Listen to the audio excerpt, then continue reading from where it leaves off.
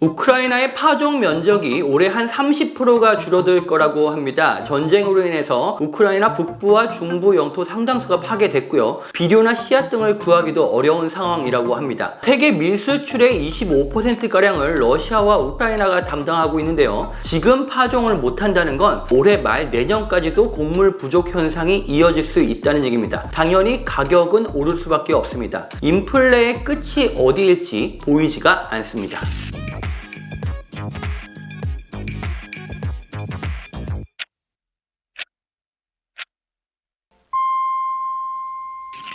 안녕하세요. 서울경제신문 워싱턴 특파원 윤홍우입니다. 미국의 소비자 물가지수가 지난주에 40년 만에 최고치를 기록했습니다. 소비자 물가지수 즉 CPI가 8.5% 상승을 기록했는데요. 우크라이나 전쟁이 불러온 기름값 쇼크가 물가 인상을 주도했습니다. 그런데 그 다음날부터 뉴욕 증시가 어떤 모습을 보였냐면요. 비교적 안정적인 모습을 보였습니다. 인플레가 심하면 연준의 긴축 속도가 빨라지고 금리 인상 압력도 높아질 텐데요. 왜 시장은 차분한 모습을 보였을까요? 일단 가장 큰 이유는 이 기름값과 식품값을 제외한 근원 물가가 보다 좀 안정적인 모습을 보였기 때문입니다. 이게 무슨 얘기냐면요. 미국의 인플레는 지금이 꼭지일 것이다. 앞으로는 내려갈 것이다. 이런 컨센서스가 시장에 형성이 됐다는 겁니다. 그런데 지금 다시 과연 이런 전망, 인플레 완화 전망이 과연 맞느냐? 이런 의구심들이 다시 나오고 있습니다. 인플레가 지금이 설사 꼭지라고 해도요. 앞으로는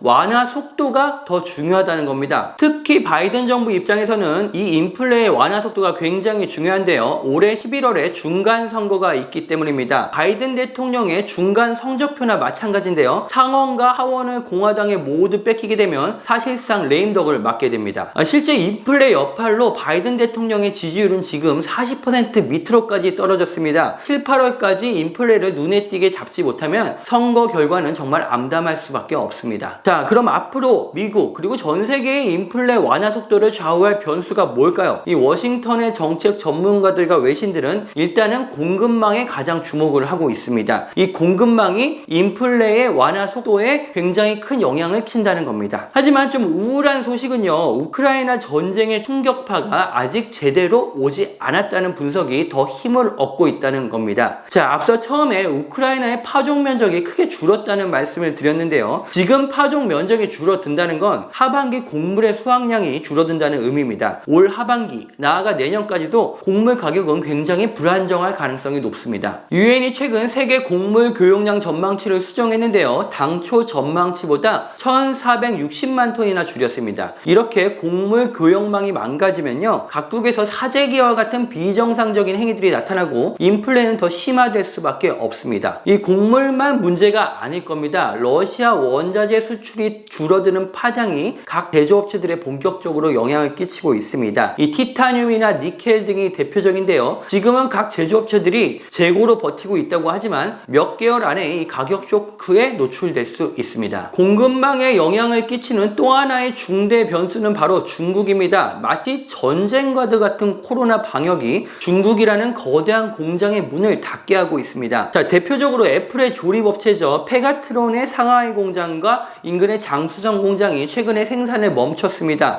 독일의 자동차 업체 보쉬 역시 상하이와 창춘 공장을 중단했습니다. 지금 트럭 운전사들도 검역이 무서워서 상하이로 진입을 하지 못하고 있다고 합니다. 부품들이 상하이로 들어가지도 못하고 완제품이 상하이에서 나오지도 못하는 그런 상황입니다. 자, 중국 외의 나라, 당장 한국을 보셔도 아시겠지만 이 코로나 바이러스라는 게 과연 철저한 방역만으로 극복할 수 있는 것이냐, 여기에 대한 회의적인 시각이 점점 더 많아지고 있습니다. 중국이 지금까지와 같은 방역 정책을 고수할 경우 전 세계 글로벌 공급망은 지속적으로 교란될 수밖에 없을 것으로 보입니다. 자, 공급망 문제와 별개로 인플레 속도에 영향을 미치는 아주 중요한 변수, 바로 유가 문제가 있습니다. 사실 현재 인플레의 가장 큰 원인은 바로 유가인데요. 공급망 문제가 지속된다고 해도 이 유가만 잡으면 인플레는 상당 부분 해소할 수가 있습니다. 그래서 최근에 바이든 대통령도 유가를 잡기 위해 정말 동분서주하고 있습니다. 일단 미국의 전략 비축률을 하루에 100만 배럴씩을 방출하고 있고요. 환경 오염 때문에 여름철에 원래 금지했던 고에탄올 휘발유의 판매까지 허용했습니다. 그런데 사실 시장에서는 이 같은 조치들의 효과가 매우 제한적이다, 이런 평가가 나오고 있습니다. 실제로 지난해 말에도 미국이 전략 비축률을 대거 방출했지만 유가 안정 효과는 아주 일시적이었습니다.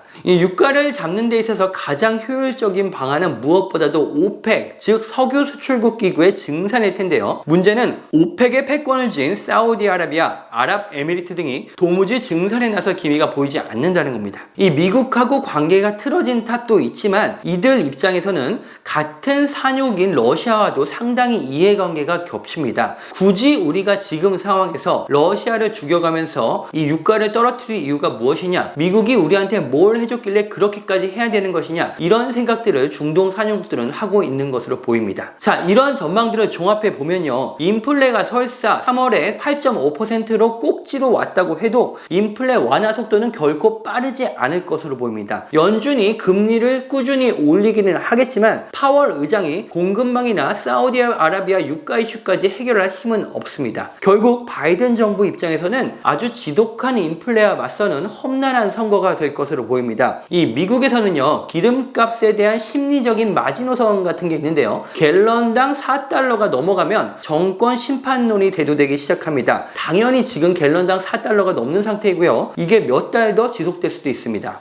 짤막하게 선거 전망을 해보자면요, 일단 하원은요, 공화당의 우세가 확실하게 점쳐지는 상황이고요, 현재 50대 50인 상원, 이 민주당이 이 상원만이라도 현 상태로 수성을 해야 되는데 역시 쉽지 않다, 이런 평가가 나옵니다. 자, 미국은 아시다시피 4년 중임제입니다. 한국은 5년 단임제인데도 임기 말이 굉장히 빨리 돌아오는데 4년 중임제 같은 경우는 정말 빨리 대통령 임기 말이 돌아오는 것 같습니다. 앞으로 이 바이든 대통령이 중간 선거에서 대패하게 되면 바이든 정부 자체가 내리막길을 걸을 수밖에 없습니다. 윤홍우의 워싱턴 24시 다음 시간에 다시 찾아오겠습니다.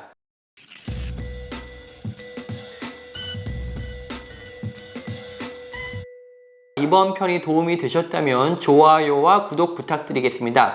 알림 설정까지 해두시면 다음 편도 놓치지 않으실 수 있습니다.